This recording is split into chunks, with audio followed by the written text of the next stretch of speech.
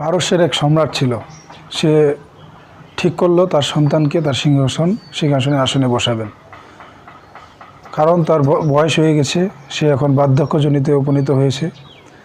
তো তার ছেলেকে সিংহাসনে বসানোর পূর্বে কিছু পূর্ব প্রস্তুতি হিসাবে তাকে কিছু জ্ঞান অর্জনের জন্য পারস্যের এক বড় আলেমের কাছে পাঠিয়ে দিল যে যাও ওখান থেকে কিছু শিক্ষা অর্জন করো, কিভাবে শাসন ভাণ্ডার পরিচালনা করতে হয়, কিভাবে সিংহাসন রাজত্ব পরিচালনা করতে হয়। তো যেই কথা সেই কাজ। সেই ছেলে সেই শিক্ষাগুরুর কাছে শিক্ষা নিতে নিতে নিতে এক পর্যায়ে একদিন হঠাৎ করে সে শাস্তি উপনীত হলো। মানে শিক্ষক তাকে শাস্তি দিল, ওই ছাত্রকে শাস্তি দিল কোনো কারণ ছাড়াই, কোনো অন্যায় ছাড়াই। কেন শাস্তি দিল সেটা সে ছাত্র নিজেও জানে না। তো সে শিক্ষাগুরু হিসাবে তাকে কিছু বলল না। সে মনে মনে ভাবলো শিক্ষকই তো শাস্তি দিছে, আচ্ছা দোক, সমস্যা নাই।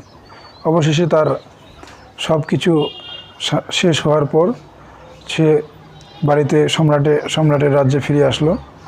সম্রাট তাকে সিংহাসনে বসিয়ে দিলেন, তাকে সব দায়িত্ব ভার আপূর্ণ করলেন।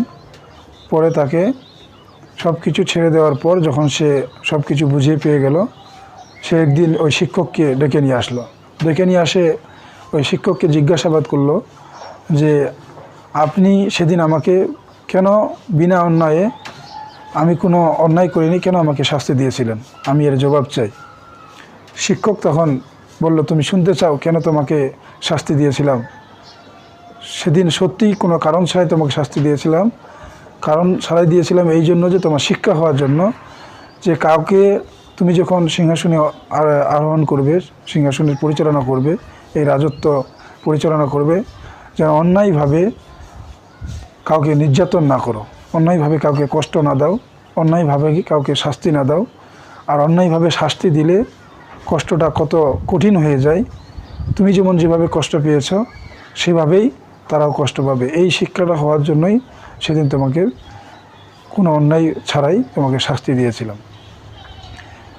তখন সেই ছাত্র তার কাছে খুব কৃতজ্ঞতা জ্ঞাপন করলেন এবং বলল যে স্যার, আপনি অনেক মহৎ মানুষ, আমি আসলে এই শিক্ষাটা আমার অনেক প্রয়োজন ছিল, আজকে আমি এই শিক্ষাটা পেয়ে আপনার প্রতি আমি কৃতজ্ঞতা জ্ঞাপন করছি।